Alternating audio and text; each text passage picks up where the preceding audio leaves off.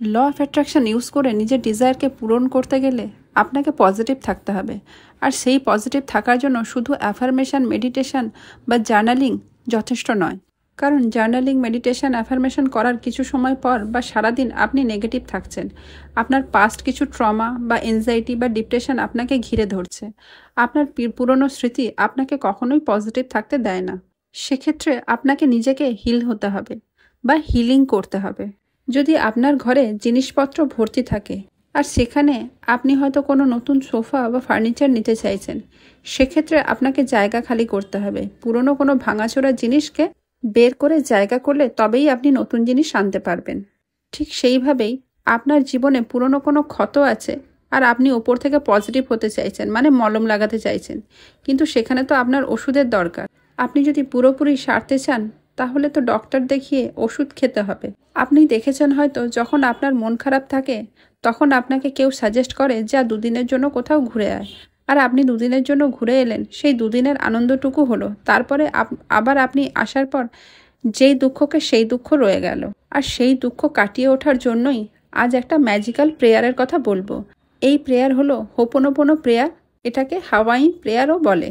এই prayer first use করেছিলেন doctor হিউলেন, যিনি একজন ডক্টর আর হিলার। একটা মেন্টাল অ্যাসাইলেনে কিছু ভয়ঙ্কর অপরাধী যেমন রেপিস্ট, মার্ডারার অসুস্থ হয়ে পড়েছিল, কিন্তু এদেরকে দেখার জন্য কোনো মানুষ বা কোনো ডক্টর আসতে রাজি ছিলেন না, কারণ এরা এতটাই ভয়ঙ্কর ছিল।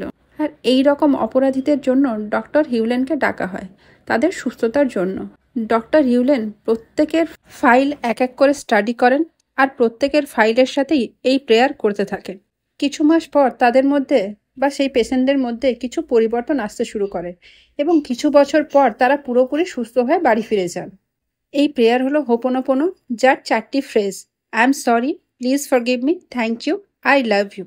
যদি অতীতের কোনো পরিস্থিতি বা ঘটনা আপনাকে কষ্ট দিচ্ছে বা কোনো মানুষ আপনাকে কষ্ট দিয়ে থাকে, আপনাকে সেই মানুষকে ক্ষমা করতে হবে আর এই প্রেয়ার করতে হবে। ক্ষমা করার কারণ হলো আপনাকে নিজেকে হিল করতে হলে তাকে ক্ষমা করাটা খুব দরকার।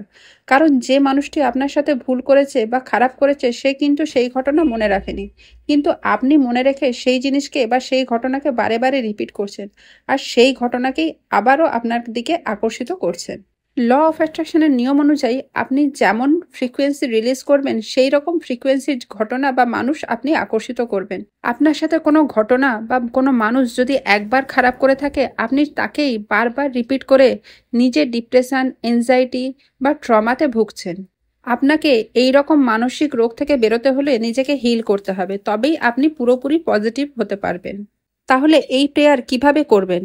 এই প্রেয়ার করার জন্য আপনার সাথে যে খারাপ ঘটনা ঘটেছে বা যে মানুষ আপনার সাথে কোনো ভুল করেছে, আপনাকে তার রেসপন্সিবল নিজেকে নিতে হবে। এই প্রেয়ার আপনার ফিজিক্যাল, মেন্টাল, রিলেশনশিপ সব কিছু হিল করতে পারে, এতটাই এটা magical prayer.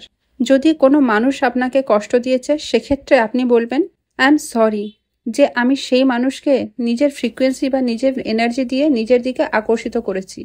Please forgive me, আমাকে সেই ভুলের জন্য ক্ষমা করো ইউনিভার্স। থ্যাংক ইউ, আমাকে ক্ষমা করার জন্য থ্যাংক ইউ।